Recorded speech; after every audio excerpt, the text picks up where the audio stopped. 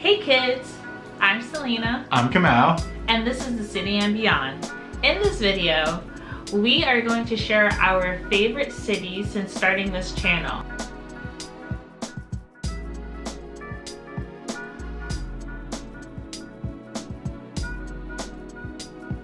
The reason is because recently we reached 100 uploaded videos and we wanted to commemorate the moment.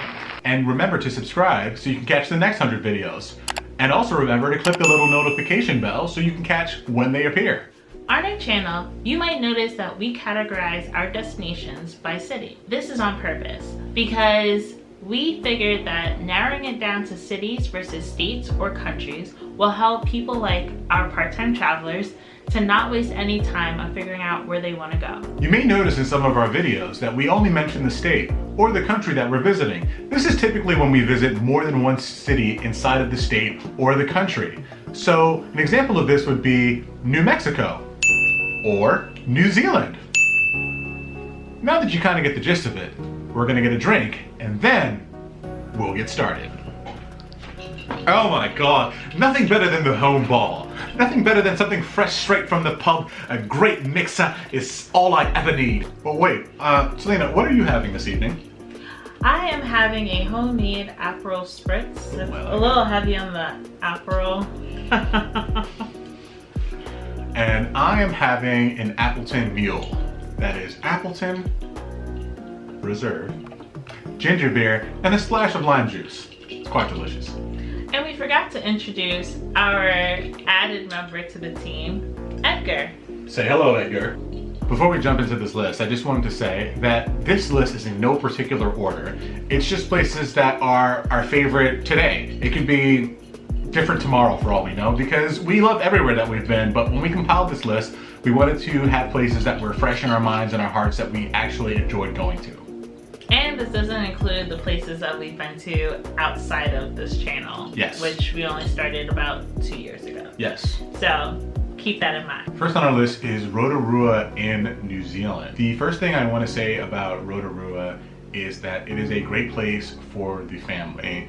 Out of all the places that we've been, well, in New Zealand that is, that was the #1 place that I saw lots of family and kids sharing and experiences together, tourists and locals alike.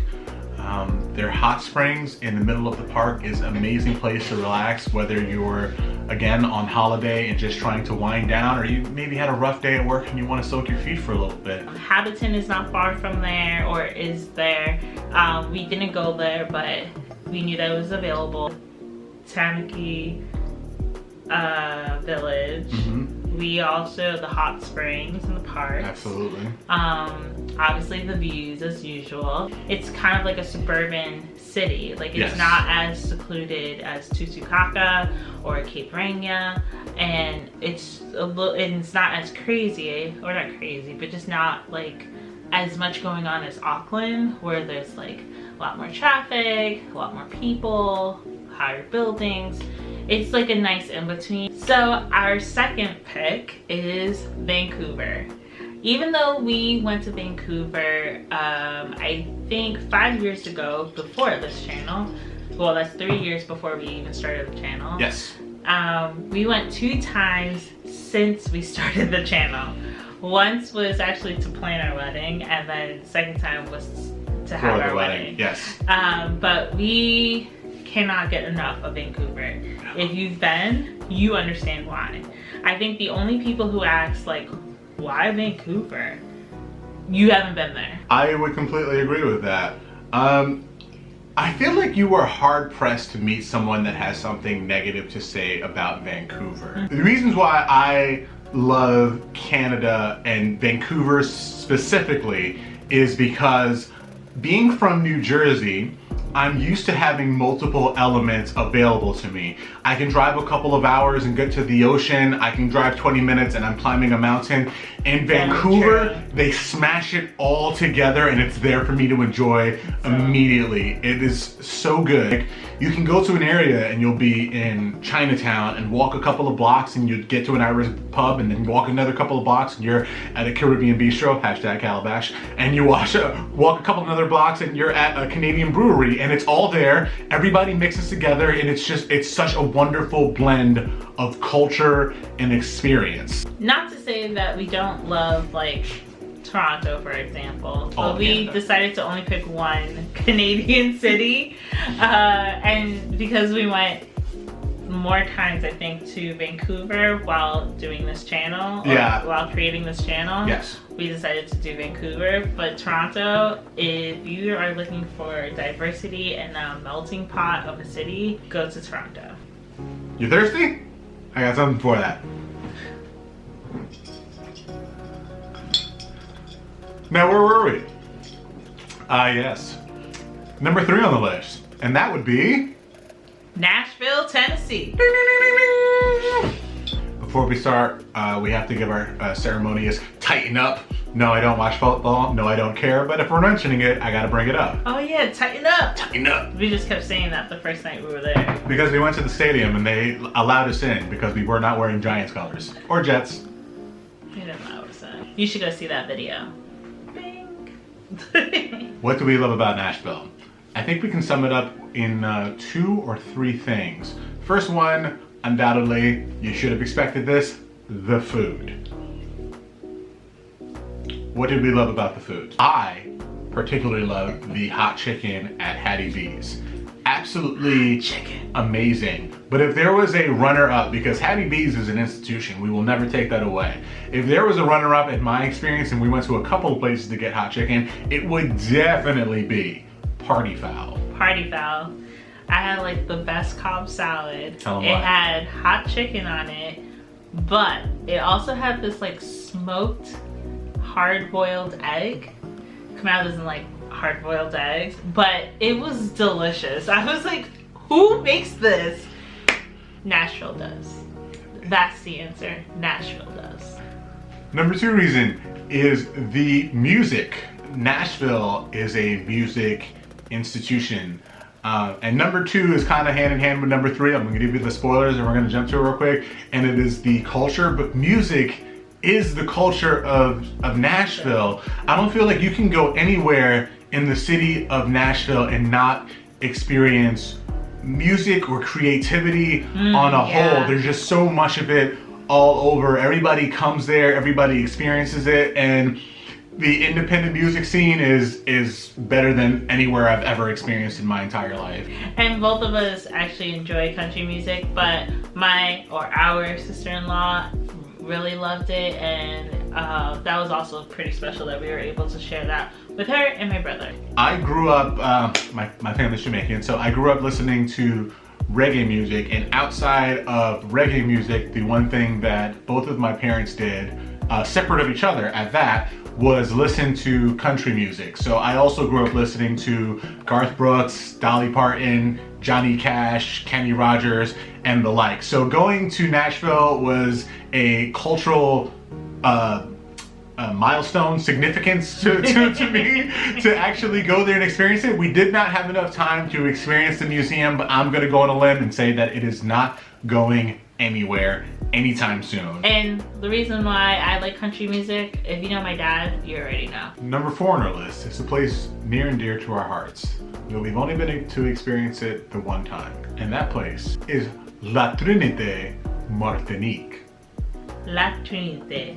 How many times do we have to practice saying that? La Trinité, La Trinité. Martinique. La Trinité was only a stop during our visit. Let's rewind.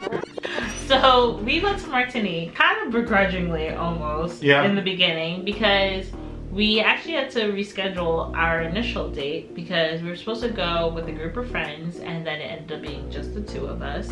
And if you follow us on Instagram, you may have seen the Insta story that this trip ignited, which was me kind of ranting about like just not feeling like I didn't feel like traveling. Like we were doing a year part-time travel, and we squeezed this destination in because our friends wanted to go, but we already had obviously 12 months of travel already scheduled, and I just was like, I was tired. So we went and landed, we got there.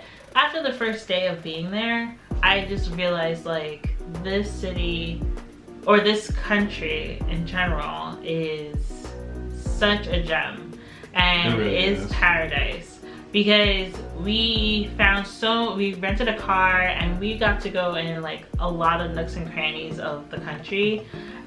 You can pretty much visit the whole thing or drive through the whole thing it's in not one very visit. big of an island. And while we were at a distillery on the way back to our Airbnb, I saw like a patch of green, and you'll probably see it on the map, or I'll put it right here.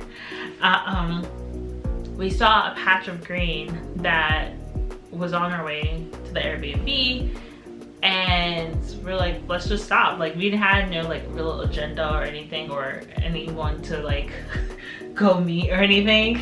So we stopped, and it was such a beautiful experience. So tranquil.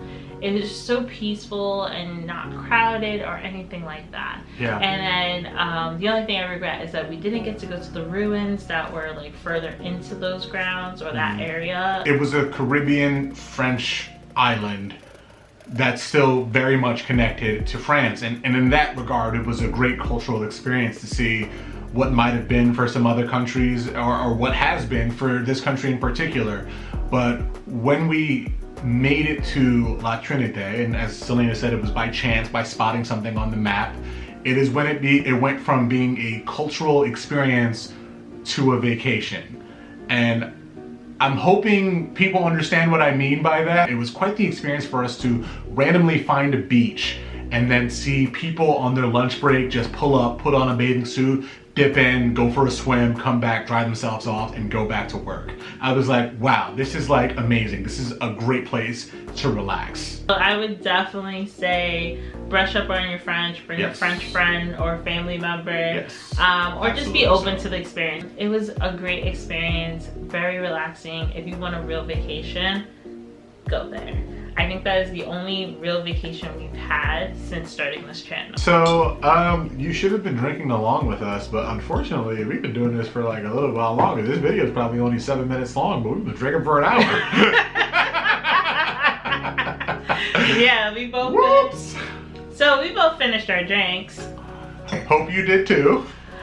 And that brings us to our 5th favorite destination since we started our channel. And that place is Portland, Maine. Yes, Portland, Maine is number 5. We loved Portland and we'll definitely be back. Granted, we probably will be back to every country, state, and city that we have gone to and made a video about.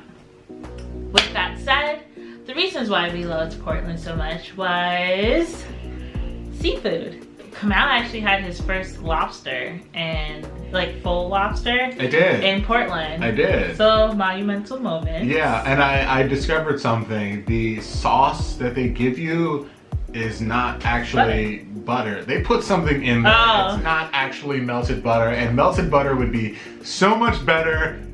Please, in the comments, agree with me, because that, I don't know what it is, it tastes chemically. And I was like, can I just have regular melted butter to dip this lobster in so it actually tastes good?